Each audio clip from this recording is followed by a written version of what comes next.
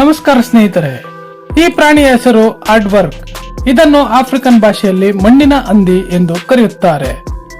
ನೋಡಲು ಇದು ಹಂದಿಯಂತೆ ಕಂಡರೂ ಇದು ಹಂದಿ ಜಾತಿಗೆ ಸೇರಿದ ಪ್ರಾಣಿಯಲ್ಲ. ಇದರ ವೈಜ್ಞಾನಿಕ ಹೆಸರು ಒರಿಕ್ಟೋರೋಪಸ್ ಆಫರ್. ಇದು ಆಫ್ರಿಕಾ ಖಂಡದ ದಕ್ಷಿಣ ಭಾಗದ ಸಬರ್ನಾ ಪ್ರದೇಶಗಳಲ್ಲಿ ಹೆಚ್ಚಾಗಿ ಕಂಡುಬರುತ್ತದೆ. ಆಡ್ವರ್ಕ್ ಒಂದು ನಿಶಾಚರ ಪ್ರಾಣಿ, ಅಂದರೆ ಇದು ರಾತ್ರಿಯ ಸಮಯದಲ್ಲಿ ಮಾತ್ರ ಹೊರಬರುತ್ತದೆ. ಹಗಲಿನಲ್ಲಿ ಇದು ನೆಲದ ಅಡಿಯಲ್ಲಿರುವ ತನ್ನ ಆಳವಾದ ಬಿಲಗಳಲ್ಲಿ ವಿಶ್ರಾಂತಿ ಪಡೆಯುತ್ತದೆ. ಇದರ ದೇಹದ ರಚನೆ ತುಂಬಾ ವಿಚಿತ್ರವಾಗಿದ್ದು ಹಲವು ಪ್ರಾಣಿಗಳು ಮಿಶ್ರಣದಂತೆ ಕಾಣುತ್ತದೆ.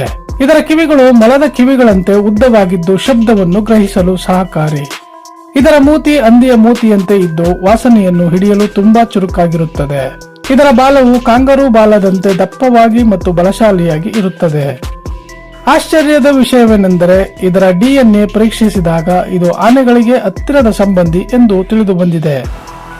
ಆಡ್ವರ್ಕ್ಗಳು ಸುಮಾರು 60 ರಿಂದ 80 kg ತೂಕವಿರುತ್ತವೆ. ಇವುಗಳ ದೇಹದ ಮೇಲೆ ತುಂಬಾ ವಿರಳವಾದ ಮತ್ತು ಗಡುಸಾದ ಕೂದಲುಗಳಿರುತ್ತವೆ. ಇವುಗಳಿಗೆ ಹಗಲಿನಲ್ಲಿ ದೃಷ್ಟಿ ಕಡಿಮೆ ಇರುತ್ತದೆ, ಆದರೆ ರಾತ್ರಿಯಲ್ಲಿ ಚೆನ್ನಾಗಿ ಕಾಣಿಸುತ್ತದೆ. ಇವುಗಳ ಶ್ರವಣ ಶಕ್ತಿ ಮತ್ತು ವಾಸನೆ ಹಿಡಿಯುವ ಶಕ್ತಿ ಅಗಾಧವಾಗಿದೆ. ಇವು ಕೇವಲ ಗೆದ್ದಲು ಮತ್ತು ಇರುವೆಗಳನ್ನು ಮಾತ್ರ ಆಹಾರವಾಗಿ ಸೇವಿಸುತ್ತವೆ. ಒಂದು ರಾತ್ರಿಯಲ್ಲಿ ಇದು ಸುಮಾರು 50,000ಕ್ಕೂ ಹೆಚ್ಚು ಇರುವೆಗಳನ್ನು ತಿನ್ನಬಲ್ಲದು. ಇದರ ನಾಲಿಗೆ ಸುಮಾರು 12 ಇಂಚು ಅಂದರೆ 30 ಸೆಂಟಿಮೀಟರ್ ಉದ್ದವಿರುತ್ತದೆ. ಇದರ ನಾಲಿಗೆಯು ಜಿಗುಟಾದ ದ್ರವದಿಂದ ಕೂಡಿದ್ದು ಇರುವೆಗಳನ್ನು ಸುಲಭವಾಗಿ ಹಿಡಿಯುತ್ತವೆ. ಆಹಾರ ಹುಡುಕಲು ಇದು ತನ್ನ ಮೂತಿಯನ್ನು ನೆಲಕ್ಕೆ ಹಚ್ಚಿ ವಾಸನೆ ಹಿಡಿಯುತ್ತಾ ಸಾಗುತ್ತದೆ. ಗೆದ್ದಲು ಗೂಡುಗಳನ್ನು ಪತ್ತೆ ಹಚ್ಚಿದ ತಕ್ಷಣ ಇದು ತನ್ನ ಬಲವಾದ ಉಗುರುಗಳಿಂದ ಅಗೆಯಲು ಶುರು ಮಾಡುತ್ತವೆ. ಇದರ ಮುಂಗಾಲುಗಳಲ್ಲಿ 4 ಮತ್ತು ಹಿಂಗಾಲುಗಳಲ್ಲಿ 5 ಬಲವಾದ ಉಗುರುಗಳಿವೆ. ಈ ಉಗುರುಗಳು ಎಂತಹ ಗಟ್ಟಿಯಾದ ಮಣ್ಣನ್ನಾದರೂ ಸುಲಭವಾಗಿ ಸೀಳಬಲ್ಲವು. ಕೇವಲ 15 ಸೆಕೆಂಡ್ಗಳಲ್ಲಿ ಇದು ತನ್ನ ದೇಹ ಮುಚ್ಚಿಕೊಳ್ಳುವಷ್ಟು ದೊಡ್ಡ ಗುಂಡಿಯನ್ನು ಅಗೆಯಬಲ್ಲದು. ಇವುಗಳ ಹಲ್ಲುಗಳು ತುಂಬಾ ವಿಭಿನ್ನವಾಗಿದ್ದು ಹಲ್ಲುಗಳಿಗೆ ಬೇರುಗಳಿರುವುದಿಲ್ಲ. ಹಲ್ಲುಗಳು ಕೊಳವೆಯ ಆಕಾರದಲ್ಲಿದ್ದು ಜೀವನ ಪೂರ್ತಿ ಬೆಳೆಯುತ್ತಲೇ ಇರುತ್ತವೆ. ಆಡ್ವರ್ಕ್ಗಳು ನೀರನ್ನು ಕುಡಿಯುವುದು ತುಂಬಾ ಅಪರೂಪ. ತಾನು ತಿನ್ನುವ ಇರುವೆ ಮತ್ತು ಗೆದ್ದಲುಗಳಿಂದಲೇ ಇದು ಅಗತ್ಯವಿರುವ ತೇವಾಂಶ ಪಡೆಯುತ್ತದೆ. ಇವು ಒಬ್ಬಂಟಿಯಾಗಿ ಬದುಕಲು ಇಷ್ಟಪಡುವ ಪ್ರಾಣಿಗಳು. ಸಂತಾನೋತ್ಪತ್ತಿಯ ಸಮಯದಲ್ಲಿ ಮಾತ್ರ ಇವು ಇತರೆ ಆಡ್ವರ್ಕ್ಗಳನ್ನು ಬೇಟೆಯಾಗುತ್ತವೆ. ಹೆಣ್ಣು ಆಡ್ವರ್ಕ್ ಒಂದು ಬಾರಿಗೆ ಕೇವಲ ಒಂದು ಮರಿಗೆ ಜನ್ಮ ನೀಡುತ್ತದೆ. ಮರಿಗಳು ಹುಟ್ಟಿದ 7 ತಿಂಗಳವರೆಗೆ ತಾಯಿಯ ಜೊತೆಗೆ ಇರುತ್ತವೆ. ಆಡ್ವರ್ಕ್ಗಳು ಕಾಡಿನಲ್ಲಿ ಸುಮಾರು 18 ರಿಂದ 23 ವರ್ಷಗಳ ಕಾಲ ಬದುಕುತ್ತವೆ. ಇವುಗಳ ಬಿಲಗಳು ಸುಮಾರು 10 ರಿಂದ 13 ಮೀಟರ್ ಉದ್ದವಿರುತ್ತವೆ. ಒಂದು ಬಿಲದಲ್ಲಿ ಹಲವು ದ್ವಾರಗಳು ಮತ್ತು ಕೋಣೆಗಳಿರುತ್ತವೆ. ಇವು ಅಗೆದ ಬಿಲಗಳನ್ನು ಇತರ ಪ್ರಾಣಿಗಳು ತಮ್ಮ ರಕ್ಷಣೆಗಾಗಿ ಬಳಸಿಕೊಳ್ಳುತ್ತವೆ. ಹೈನಾ, ಕಾಡು ನಾಯಿಗಳು ಮತ್ತು ಹೆಬ್ಬಾವುಗಳು ಇವುಗಳ ಬಿಲದಲ್ಲಿ ವಾಸಿಸುತ್ತವೆ. ಆಡ್ವರ್ಕ್ಗೆ ಸಿಂಹ, ಚಿರತೆ ಮತ್ತು ಹೈನಾ ದೊಡ್ಡ ಶತ್ರುಗಳಾಗಿವೆ. ಶತ್ರುಗಳು ದಾಳಿ ಮಾಡಿದಾಗ ಇದು ತುಂಬಾ ವೇಗವಾಗಿ ಮಣ್ಣು ಅಗೆದು ಒಳಗೆ ಅಡಗಿಕೊಳ್ಳುತ್ತದೆ. ಒಂದು ವೇಳೆ ಓಡಲು ಸಾಧ್ಯವಾಗದಿದ್ದರೆ ತನ್ನ ಬೆನ್ನ ಮೇಲೆ ಮಲಗಿ ಉಗುರುಗಳಿಂದ ಹೋರಾಡುತ್ತದೆ.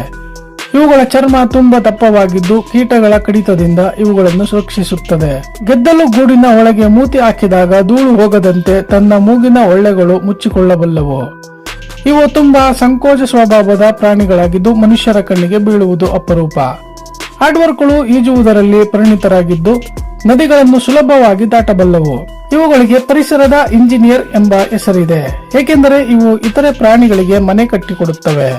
ಆಡ್ವರ್ಕ್ ಸೌತೆಕಾಯಿ ಎಂಬ ಒಂದು ವಿಶೇಷ ಹಣ್ಣನ್ನು ಮಾತ್ರ ಇವು ತಿನ್ನುತ್ತವೆ.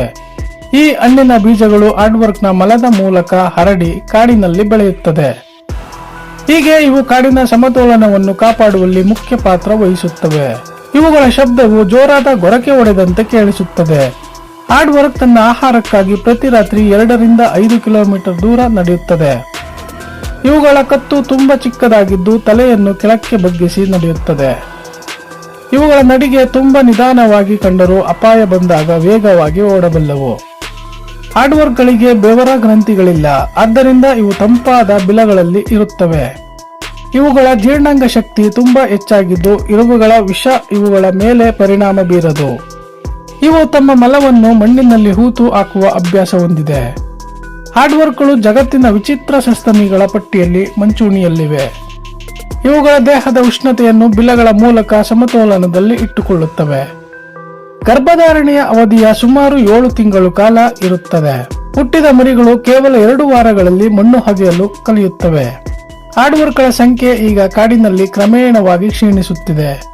ಹವಾಮಾನ ಬದಲಾವಣೆ ಮತ್ತು ಕಾಡುಗಳ ನಾಶ ಇವುಗಳಿಗೆ ದೊಡ್ಡ ಬೆದರಿಕೆಯಾಗಿದೆ. ಮನುಷ್ಯರು ಇವುಗಳನ್ನು ಚರ್ಮ ಮತ್ತು ಮಾಂಸಕ್ಕಾಗಿ ಕೆಲವು ಕಡೆ ಬೇಟೆಯಾಡುತ್ತಾರೆ. ಇವು ರಾತ್ರಿಯ ಹೊತ್ತು ಗೆದ್ದಲು ಗೂಡುಗಳನ್ನು ಒಡೆಯುವ ಶಬ್ದ ದೂರದವರೆಗೆ ಕೇಳಿಸುತ್ತದೆ.